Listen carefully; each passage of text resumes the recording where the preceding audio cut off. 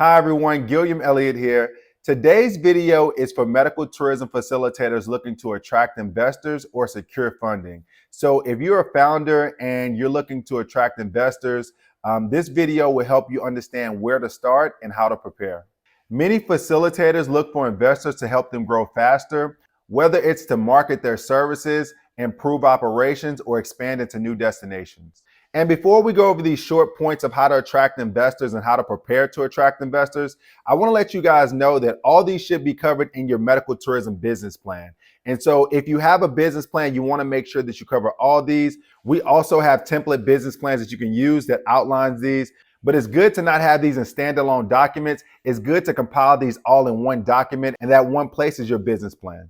Okay, so let's go ahead and jump into the topic. Okay, so the first thing you want to do is to write out a clear summary of what your company does, who it helps, and what makes it different. This helps potential investors see what your competitive edge is as a company.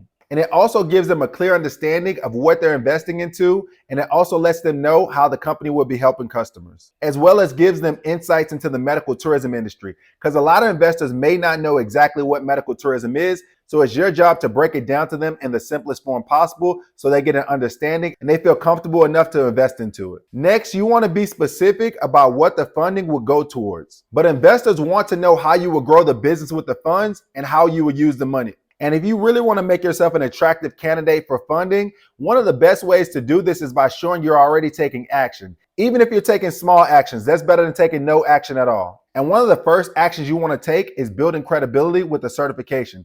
A certification is going to show you how to set up your business plan. It's going to show you how to attract investors, and it's going to show you how to grow the business. But this isn't the only actionable step you should take. You should also set up your business structure. And when I say set up your business structure, this means setting up the legal entity for your company. So whether you set the company up as a sole proprietorship, a partnership, or an LLC, you want to make sure you officially set the company up with your government. This shows tremendous initiative, and it's one of the most fundamental things of setting up your company. Another thing that you should do that attract investors is setting up a professional website.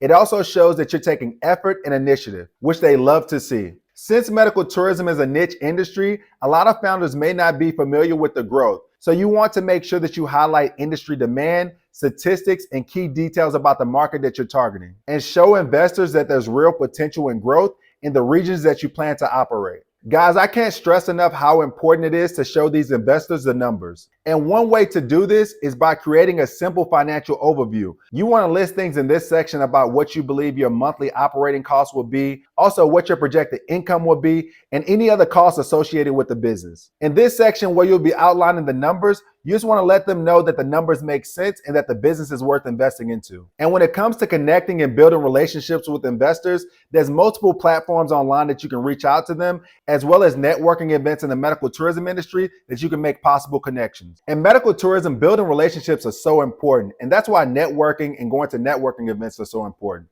And sometimes I see facilitators build these relationships, and these relationships turn into partnerships. And sometimes it turns into a situation where the facilitator builds a relationship and that relationship turns into them attracting an investor or multiple investors. And while getting an investor can make a big difference, it shouldn't be a reason to wait or pause your business. If you believe in your business and you have a market that you can generate profits, make sure you continue to move forward. And while you're moving forward, you can also work on attracting investors. But wanting investors is not a reason to stop your business.